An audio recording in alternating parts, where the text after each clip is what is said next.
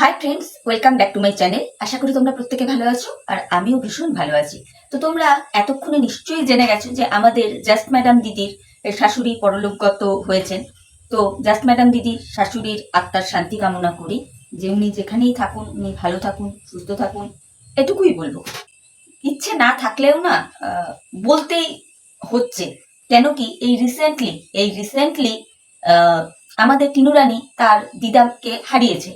তো সেই বিষয়টাকে নিয়ে আমাদের এই জাস্ট ম্যাডাম দিদি যে হারে ব্যঙ্গ রসিকতা করেছিলেন, তো হঠাৎ করে না সেই দৃশ্যগুলোই আমার চোখের সামনে ভেসে উঠলো।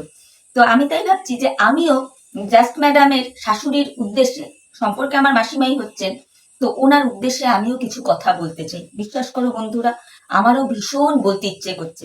আমার মনে হয় জাস্ট ম্যাডাম দিদি শাশুড়ি মা এখনো হয়তো স্বর্গ অব্দি গিয়ে পৌঁছাননি, তাই না? এই তো কালকেই তো মারা গেছেন, বা দুদিন হবে মারা গেছেন।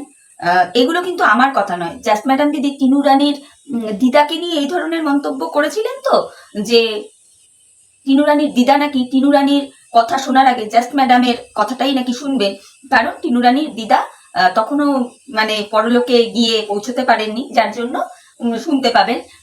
তো আমিও যদি এখন এই জাস্ট ম্যাডামের শাশুড়ি মাকে কিছু কথা বলি, তাহলে নিশ্চয়ই স্বর্গতে যাওয়ার আগে উনি আমার কথাগুলো একটু শুনবেন। তো বলি কি, ও জাস্ট ম্যাডাম দিদি শাশুড়ি মা, আপনার প্রতি সম্পূর্ণ রেসপেক্ট প্রণাম জানিয়ে আপনাকে কিছু কথা বলতে এসেছি আজকে আমি, আপনার বড় বৌমাটিকে নিয়ে। বিশ্বাস করুন, শুনুন, আপনি তো পরলোক গমন করলেন, তো স্বর্গে গিয়ে যখন আপনার সাথে টিনু রানীর দিদার দেখা হবে না, জাস্ট একবার শুধু টিনা রানীর দিদিকে জিজ্ঞেস করবেন, জাস্ট একবার জিজ্ঞেস করবেন বৌমা আপনার বৌমা কিভাবে টিনু রানীকে অপদস্থ করে, প্লাস নোংরা থেকে নোংরা ভিডিও করে ওয়াইটিতে মানুষকে ব্যতিব্যস্ত করে রেখেছিল। প্লাস টিনু রানীর দিদাকে এটাও জিজ্ঞেস করবেন কিভাবে আপনার বড় বৌমা টিনু রানীর সংসারটা খান খান করে দিল। বুঝলেন তো? এগুলো আমার কথা নয়, এগুলো কিন্তু আমি জাস্ট ম্যাডামের থেকেই শিখেছি। উনিই বলেছেন যে মৃত্যু একটা সার্টেন এজে এসে মৃত্যু হলে সেই মৃত্যুতে নাকি অত দুঃখ কষ্ট পেতে নেই, তাকে নাকি ঢাক ঢোল কাসর ঘন্টা বাজিয়ে আনন্দ করে সবাই শেষ যাত্রায় শেষ বিদায়টা জানায়। তো আমার তো জানা নেই মাসিমা আপনি কত বয়সে পরলোক গমন করলেন, তো ধরে নিচ্ছি তর্কের খাতিরে সার্টেন এজে এসেই করেছেন। আর আপনার বড় বৌমার মুখ থেকেই শুনেছি যে আপনি যথেষ্টই কষ্ট পাচ্ছিলেন, শ্বাসকষ্ট জনিত সমস্যা হচ্ছিল আপনার, সামথিং এরকমই কিছু একটা শুনেছিলাম। তো যাই হোক, আপনি যেখানেই থাকুন ভালো থাকুন, এটাই চাই। তো অবশ্যই স্বর্গে গিয়ে কিন্তু টিনু রানীর দিদার সাথে এই কথোপকথনগুলো কিন্তু করতে একদম ভুলবেন না। আপনার বড় বৌমা কিন্তু টিনু রানীর দিদাকে বলেছিল, হ্যাঁ দিদা, তুমি ওপরে গিয়ে এখন আমার শাশুড়ি মাকে ডাকছো, তাই না? তোমার খুব বান্ধবীর প্রয়োজন। তো আপনি যখন চলেই গেলেন, তো টিনু রানীর দিদাকে প্লিজ আপনার বড় বৌমা সম্পর্কে না একটু খোঁজ খবরগুলো নেবেন। হ্যাঁ, জিজ্ঞেস করবেন যে কিভাবে টিনু রানীকে দিনে রাতে অশ্রাব্য কুশ্রাব্য ভাষায়, নোংরা নোংরা কথায় টিনু রানীকে উনি দিনের পর দিন অ্যাটাক করে গেছেন। ঠিক আছে? এইবার বলি যে জাস্ট ম্যাডাম দিদি, একটা কথায় আছে, ধর্মের কল বাতাসে নড়ে। এই যে আমি আপনার শাশুড়ি সম্পর্কে এই মন্তব্যগুলো করলাম, আপনার খারাপ লাগলো, জানি খারাপ লাগাটাই স্বাভাবিক। সেই দিন এইরকম খারাপ লাগাটা না আমাদেরও লেগেছে, আর আমাদের থেকেও হয়তো একটু হলেও বেশি টিনু রানী আর টিনু রানীর ফ্যামিলিরও লেগেছিল, যখন আপনি টিনু রানীর দিদা মারা যাওয়ার পরে খেসা করছিলেন। বুঝতে পেরেছেন তো? আপনি তো বলতেন যে আপনার শাশুড়ি মার কাছ থেকেই নাকি আপনার সবকিছু শেখা, আপনার শাশুড়ি মা একেবারে আপনার মায়ের মতো, মানে যাবতীয় যা কিছু সবকিছু আপনি আপনার শাশুড়ি মায়ের কাছ থেকেই শিখেছেন। তাহলে শেষ বয়সটাতে শাশুড়ি মাকে নিজের কাছে এনে রাখলেন না কেন? কেন রাখলেন না? বা এতখানি জানলেন শাশুড়ি মার এত চরম খারাপ অবস্থা হয়েছে, দেখতে আসলেন না কেন? হ্যাঁ, এখন বলতে পারেন যে আপনার হাজবেন্ড অসুস্থ ছিল, আর প্লাস অনেকটাই ডিস্টেন্স, আপনার শ্বশুর বাড়ি তো ইসলামপুর জানি, তো বলতেই পারেন যে ডিস্টেন্সটাও তো কম নয়। সবই ঠিক আছে, প্লাস আপনি এটাও বলেছেন আপনার ছোট যা আপনার শাশুড়ি মাকে যথেষ্ট দেখভাল করেছে, কিন্তু আপনি তো বিয়ে হয়ে প্রথম ওই বাড়ি গিয়েছেন না, আপনাকে হাতে ধরে সমস্ত কিছু শিখিয়েছিলেন কে? না আপনার শাশুড়ি মা। তাহলে আপনারও তো অনেক কিছু দায়িত্ব কর্তব্য বর্তায়, তাই না? অথচ দেখুন, আপনার অসুস্থ হাজবেন্ডকে ফেলে রেখে রেখে আপনি আপনার পাতানো ভাইয়ের বাড়ি চলে যেতে পেরেছেন, আপনি 31st নাইট 1 জানুয়ারি কাটাতে যেতে পেরেছেন। অদ্ভুত না? হ্যাঁ, অদ্ভুত। সাথে টিনু রানীর দিদা যখন মারা গেলেন, তাকে নিয়ে খেসা করতেও আপনি একবারও ছাড়েননি। ওই জন্যই আপনার শাশুড়ি মাকে আমি মনে প্রাণে রিকোয়েস্ট করলাম, ও মাসিমা প্লিজ আপনি আপনার বড় বৌমার কথাবার্তা শোনার আগে কিন্তু আমার কথাগুলো শুনবেন। হ্যাঁ, কেন কি জাস্ট ম্যাডাম দিদি না টিনু রানীর দিদার উদ্দেশ্যে এই কথাগুলোই বলেছিল যে টিনু রানীর কথা শোনার আগে যেন জাস্ট ম্যাডাম দিদির কথাগুলো শোনা হয়। তো আমিও এত দূর থেকে আপনার কাছে রিকোয়েস্ট করছি, আগে না আপনি আমার কথাগুলো শুনবেন, তারপর জাস্ট ম্যাডাম দিদির কথাগুলো শুনবেন। ঠিক আছে? তো এইবার বলি, তো আপনাকে মানে জাস্ট ম্যাডাম দিদিকে বলছি, তো আপনাকে যখন আপনার শাশুড়ি মা এত ভালোবাসতেন, এত আপনাকে হাতে গড়ে পিঠে মানুষ করে নিয়েছেন, কারণ আপনি অনেক ছোট বয়সে আপনার শ্বশুর বাড়িতে এসেছিলেন আর কি, তাহলে আপনার কি একবারও মনে হয়নি যে শাশুড়ি মা এত অসুস্থ, যত যাই হয়ে যাক আমাকে যেতে হবে, মানে আপনাকে ইসলামপুরে আসতে হবে, এটা তখন মনে হয়নি? দেখেছি আপনি কমিউনিটি পোস্ট দিয়েছিলেন গতকালকে, তারপরে আপনার পাতানো ভাইও গতকালকে কমিউনিটি পোস্ট দিয়েছে। যদিও আপনার পাতানো ভাইয়ের কমিউনিটি পোস্ট দেখার আগে আপনার কমিউনিটি পোস্ট দেখেই জানতে পেরেছিলাম যে আপনার শাশুড়ি মা গত হয়েছেন। তো এই হলো ব্যাপার। এই জন্যই বলি ম্যাডাম, অন্যের দুঃখের টাইমটাতে, অন্যের বিপদের সময় না খেসার করবেন না। বিশেষ করে মৃত্যুটাকে নিয়ে, এই সময়টাকে নিয়ে অন্তত খেসা করবেন না। মৃত্যু, রোগ, এই দুটো বিষয়কে নিয়ে কোনো মানুষকেই খেসা করা উচিত নয়। আমরা এই 2024-এর প্রথম বছরে অনেক মানুষকেই কিন্তু হারালাম, যেমন টিনু রানীর দিদা, যেমন নিপাদির শ্বশুর মশাই, প্লাস আপনার শাশুড়ি মা, এগুলো তো আমরা দেখতেই পাচ্ছি, হরদমই দেখলাম। তো সেই জায়গায় দাঁড়িয়ে বলবো কি দরকার এইভাবে মানুষকে খেসা করা, কি দরকার? আপনি অতিরিক্ত করে ফেলেছেন, অতিরিক্ত।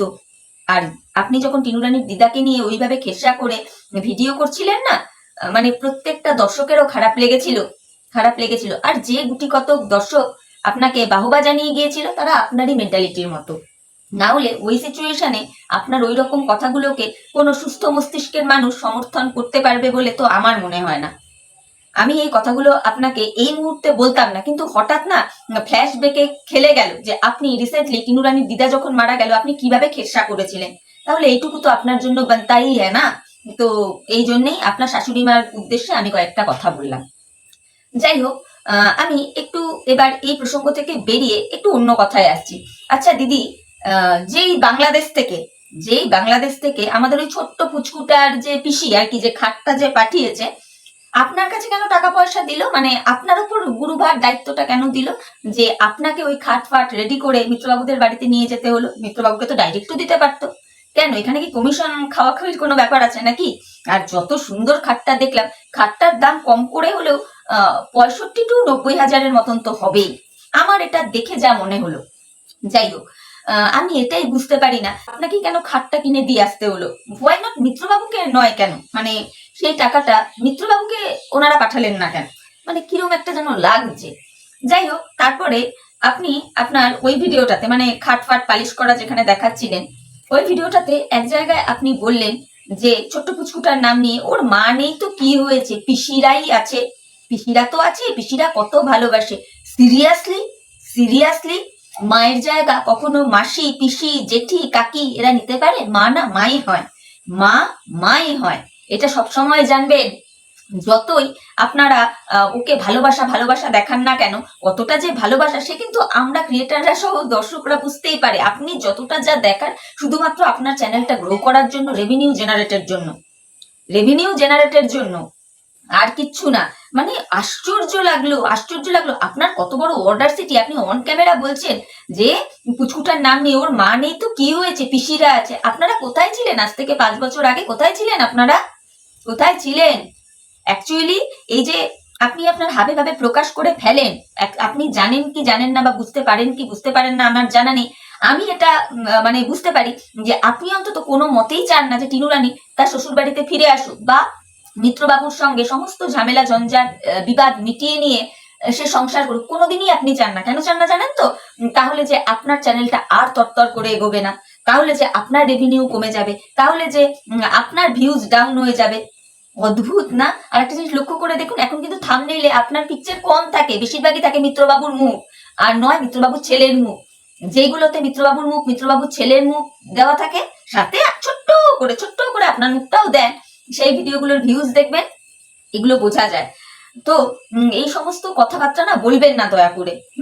মা মাই হয়, মা মাই হয়। আচ্ছা একটা কথা বলুন তো, আপনার মানে এত মায়া দয়া, পিসি হিসেবে এত মায়া দয়া মিত্রবাবুর ছেলের প্রতি, তাই তো? সে তো সম্পর্কে আপনার ভাইপো হচ্ছে, এত মায়া দয়া। আচ্ছা আপনার নিজের ছেলের প্রতি কেন একটুখানিও মায়া দয়া আমরা দেখতে পাই না কেন? আজকে আপনার ছেলে বৌমা আপনার সাথে থাকে না, বাইরে থাকে, যেখানেই থাকুক তারা বাইরে থাকে, আপনি কজ হিসাবে কি দেখান, কারণটা কি দেখান যে না বাড়িতে আপনাদের একটা পোষ্য রয়েছে, যেই পোষ্যটার সাথে আপনার ছেলে খাপ খাওয়াতে পারে না, কামড়ে দেয় আপনাদের ওই ছোট্ট পোষ্যটা, যার জন্য আপনার ছেলে আপনার বৌমাকে নিয়ে বাইরে থাকেন। রিয়েলি তাই? সত্যি কি তাই? আপনার কাছে কে বেশি ইম্পর্টেন্ট, আপনার বাড়ির পোষ্যটা নাকি আপনার ছেলের বৌমা? পোষ্য অবশ্যই ইম্পর্টেন্ট, অবশ্যই ইম্পর্টেন্ট। তারা অবলা জীব, তারা কোনোদিন কারোর সাথে বেইমানি করে না, এটা আমিও জানি। কিন্তু নিজের সন্তান অপেক্ষা পোষ্যটা কি বেশি ইম্পর্টেন্ট আপনার কাছে? যে ছেলের বৌমা বাড়ি থেকে বেরিয়ে যাচ্ছে সেটা অ্যাকসেপ্টেড, সেটা অ্যাকসেপ্ট করে নিলেন আপনি, কিন্তু পোষ্যটাকে সরাতে পারলেন না। মানে অদ্ভুত লাগে। আর এই আপনি আবার অন্যকে জ্ঞান দিতে আসেন যে কিরকম মা, মানে অন্যকে বলতে আমি টিনু রানীর কথা বলছি, যে কিরকম মা নিজের ওইটুকুনি দুধের বাচ্চাকে ফেলে রেখে চলে গেল, কিরকম মা, মা ভালোবাসা বাচ্চাটা পায় না, পিসিরাই আছে তাকে ভালোবাসা দেওয়ার জন্য। রিয়েলি রিয়েলি আপনি এই কাজগুলো আপনি আপনার সন্তানের প্রতি করেন না? আসলে দেখতে পাই না তো তাই বললাম। আর মিত্রবাবুকেও বলবো, ভালো কথা, উপহার নিচ্ছেন নিন, উপহার নিচ্ছেন নিন, 2 হাত ভরে নিন। যখনই কোথাও কোনো প্রবলেমে পড়বেন একটু ইনিয়ে বিনিয়ে সিম্প্যাথি কার্ড একটু খেলে দেবেন, না হয় যে আজকে এটা হলো কালকে ওটা হলো, দেখবেন দূর দূরান্ত থেকে ঠিক আপনার যেটা দরকার প্রয়োজনীয় জিনিস সেটা ফুলফিল কেউ না কেউ, কোনো না কোনো ভিউয়ার্স ঠিকই করে দেবে। ক্রমশ দিন আসছে, মানুষজন আস্তে আস্তে আপনার ব্যাপার স্যাপার সবই বুঝতে পারছে। কেউ একদিনে বোঝে, কারো বুঝতে একটু টাইম লাগে, না হয় এই ক্ষেত্রে একটু টাইম লাগছে, এর বাড়তি আর কি বলুন। তবে মানুষ বুঝতে পারছে, ধীরে ধীরে বুঝতে পারছে। তবে একটা কথা বলবো মিত্রবাবু, সব সময় না বাচ্চাটার দোহাই দিয়ে জিনিসপত্র নেবেন না, বাচ্চাটাকে মহড়া করে। আপনাকেও বলছি, আপনার দিদিকেও বলছি, আপনার দিদি যখন খাটটা নিচ্ছিলেন 14 বার একটাই কথা বলছিলেন, এইটার মধ্যে ওই পুচকুটা শোবে, এই পুচকুটাকে ভালোবেসে খাটটা তার পিসি পাঠিয়েছে, আপনারা শোবেন না, আপনারা শোবেন না। শুনুন, ভবিষ্যতে টিনু রানীর সাথে যদি পুচকুটা থাকে তখন কিন্তু এই খাটটা একদম প্যাকিং ট্যাকিং করে সুন্দর করে কিন্তু পাঠিয়ে দেবেন। এটা কিন্তু তখন নিজের কাছে রাখতে পারবেন না, কারণ আপনারাই বলেছেন খাটটা নাকি ভিউয়ার্স বন্ধুরা ভালোবেসে আপনার ছেলেকে দিয়েছে, আপনাদেরকে তো দেয়নি, তাই না? এই হলো ব্যাপার। মানে আর কতদিন এইভাবে চালাবেন বলুন তো, আর কতদিন চালাবেন? আপনি বুঝতে পারছেন যেইভাবে গিফট নিতে নিতে নিতে নিতে আপনারা সোশ্যাল মিডিয়ায় আপনাদের নিজেদের সম্মানটাকে কোন তলানিতে এনে ঠেকিয়েছেন। প্রত্যেকটা মানুষ এখন আপনাদেরকে ভিকিরি বলে, ভিকিরি হতে পারে, আপনাদের লাখের চ্যানেল হতে পারে, কিন্তু আপনারা যেই ধরনের কার্যকলাপগুলো করছেন না, ভিকিরির থেকে কোনো অংশে কিছু কম নয়, কোনো অংশে কিছু কম নয়। আপনি ইনিয়ে বিনিয়ে কিছু কথা বলেন আর ফটাফট গিফট চলে আসে, অদ্ভুত লাগে। এইবার তো একটু থামুন, এইবার একটু থামুন। আর জাস্ট ম্যাডাম দিদিকে বলবো, দিদি রিকোয়েস্ট করছি অন্যের দুঃসময়কে খিল্লি হিসেবে নেবেন না প্লিজ। ভগবান ওপর থেকে সবই দেখে, সবই শোনে, কখন যে কার ওপর কিভাবে সেই জিনিসটা রিটার্ন করে দেবে এটা বলা যায় না। যদিও আমি আপনার শাশুড়ি মাকে কিছু কথা বললাম, রিকোয়েস্ট করলাম, তো আবারও বলবো যে মাসিমা ওপরে গিয়ে অবশ্যই কিন্তু টিনু রানীর দিদার সাথে একবার আপনি দেখা করবেন এবং এই প্রশ্নগুলো টিনা রানীর দিদাকে করবেন যে আমার বৌমা আপনার নাতনির সম্পর্কে কি কি বলেছিল গো, যে ওয়াইটিতে, যাতে এত মানুষ চিৎকার করছে। দেখবেন মাসিমা টিনু রানীর দিদা আপনাকে সবটা বলে দিচ্ছে, সবটা। আর এই যে আমি এইভাবে কথাগুলো বলছি, আপনার বড় বৌমার থেকে শেখা মাসিমা, বুঝলেন তো? আপনার বড় বৌমা যেইভাবে টিনু রানীর দিদাকে রিকোয়েস্ট করছিলেন যে দিদা তুমি নেক্সট জন্মে কিন্তু এটা করো না, ওটা করো না, তোমার মনে পরকিয়া জাগতেই পারে, তুমি কিন্তু তোমার যার সাথে বিয়ে হবে তাকে কিন্তু 498 কেসে ফাঁসিয়ে দিও না, এই ধরনের নোংরা কথা বলে গেছেন। বুঝতে পেরেছেন মাসিমা? তো আপনিও বলবো যে আপনি আপনার বড় বৌমার কথাগুলো শোনার আগে না প্লিজ আমার কথাগুলো একটু শুনবেন। তাহলে বুঝতে পারবেন যে আপনার বড় বৌমাটি কি জিনিস। তো চলো বন্ধুরা, মনে হলো এই কটা কথা বলা যায় তাই বললাম, আমার একদমই বলার কোনো ইচ্ছা ছিল না, কিন্তু ওই যে বললাম ফ্ল্যাশব্যাকে না কিছু কথা, কিছু দৃশ্য চোখের সামনে ভেসে এলো। টিনু রানীর দিদা মারা যাবার পর এই জাস্ট ম্যাডাম দিদি যেভাবে খেসা নিয়েছিলেন, তো তারপরে মনে হলো যে না ওনাকে কিছু কথা বলতেই হয়, তো সেই জন্যই বললাম। আর তোমরাই বলো তো, ওই খাটে শোবেন ওনারা সবাই, কিন্তু নামটা ভাঙাচ্ছে কার? পুচকুটার। এটা কি ঠিক? বা আমি এতক্ষণ যেগুলো কথা বললাম, আমি কি খুব ভুল কথা বলেছি? একটু তোমরা তোমাদের মূল্যবান মতামত আমার কমেন্ট বক্সে জানিও তো। আর আমার এই ভিডিওটা দেখে যদি তোমাদের ভালো লাগে তাহলে অবশ্যই লাইক করো, কমেন্ট করো, শেয়ার করো আর সাবস্ক্রাইব করে আমার চ্যানেলের পাশে থেকো। তাহলে চলো এখনকার মতো বিদায় নিচ্ছি, পরে আবার নতুন ভিডিওর সাথে দেখা হয়ে যাবে। ততক্ষণ প্রত্যেকে ভালো থেকো। Tata, by.